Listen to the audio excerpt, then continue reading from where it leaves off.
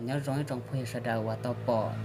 cụ đại clip video nó cụ ya lọt cho cụ ya lọt khéo bé tuần đặc số đó bé sa đào tao cởi vậy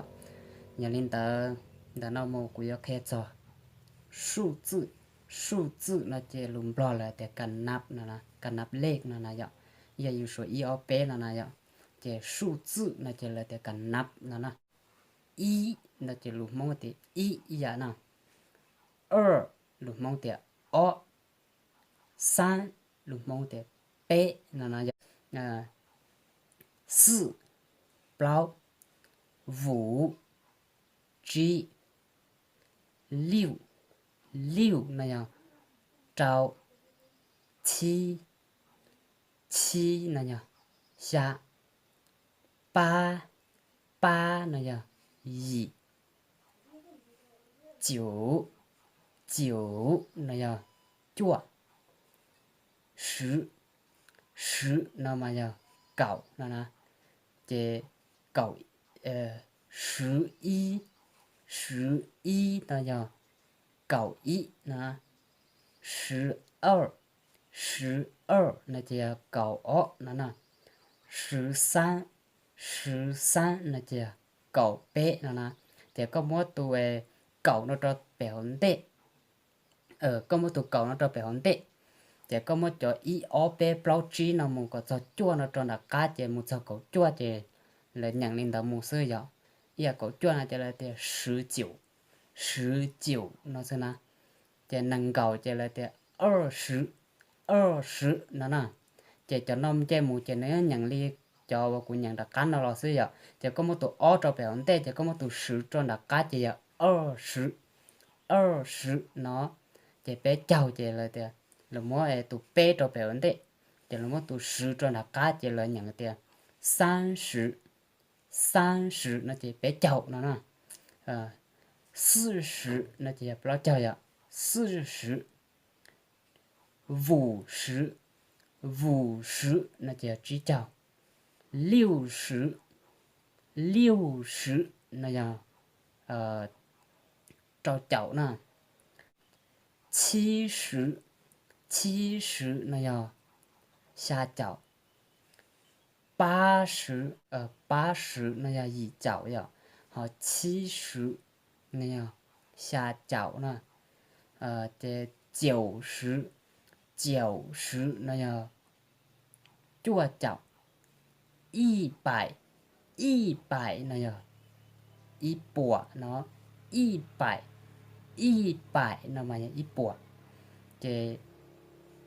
一爬呢，就了得1000 1000 1000那就一爬呢，好呀，点么还话狗爬呢呢，狗爬呢就了这里的，呀里的狗爬呢呢，这的么还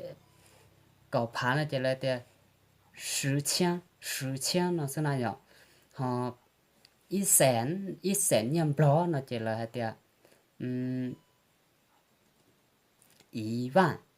1万 nó chỉ là ít sén nhầm bó 1万 họ 1,000,000 nó chỉ là tiệt 100,000 100,000 nó nè thì giờ tiệt 1,000,000 nó họ là tiệt cẩu lan nó chỉ là tiệt 1,000,000 1,000,000 1,000,000 nó nè nó mua lúc số y nó chỉ mua lúc số y nó nè 1,000,000 1,000,000 nó chỉ 1,000,000 nó chỉ là 1,000,000 nó chỉ là tiền 1 亿 nó sẽ là gì 1 亿 nó chỉ là 1,000,000 nè 1,000,000 nhân bro nó chỉ là tiền 1 亿 nó chỉ cho vào lệ số nó chỉ là cho mua đi nóซื้อ vậy tao tao cho 1,000,000 chỉ là chỉ để 1 亿 nó sẽ là để 1,000,000 nè chỉ tao mua giờ có tiền thì thì o thì b là chỉ là chỉ là thì ý là chỉ là chỉ tiền đi ý thì o là chỉ là tiền đi nó sẽ là vậy thì b là chỉ là chỉ đi 3第三nó mù sơn à trên trên mù sơn à nhở chỉ qua giờ nó thế sự cái cũng giờ cho các món hàng mà này nó ý là đi tiền lụt số là tiền 1% 2% một giờ 1% nó nè 1% nó chỉ là tiền 1%百分之一nó chỉ là tiền 1% nó nè thì 9% nó chỉ là tiền 10%百分之十nó thì 9%还1%那就了记得100%100%nó nè thì chùa hay đi nó xưa nào vậy nhà lên đó cũng có clip video và cũng khen đó sửa hay cho sửa lệ thì nên chùa là sau đi nó xưa giờ tiền này chúng ta sẽ họ từ thế nào mua lúa đã chín nông nó là nên họ son đó tốt cho cụ thế nó sẽ giải tỏa này xóa lúc sẽ họ thế này son đó họ vừa ép tua là những tới dạng đầu đó ở trong đầu nhà tiền là từ họ nhẹ sáng đó sửa thế họ là nhẹ cụ khe thế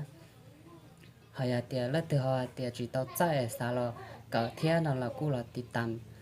ตามกูเทียตอนนี้เรามูเอสไพร์เราติดตามกูตัวยูทูบเนาะเทียจ้ะกูแค่ตามเต้าเราไปเสด็จเต้าเก่าโอเค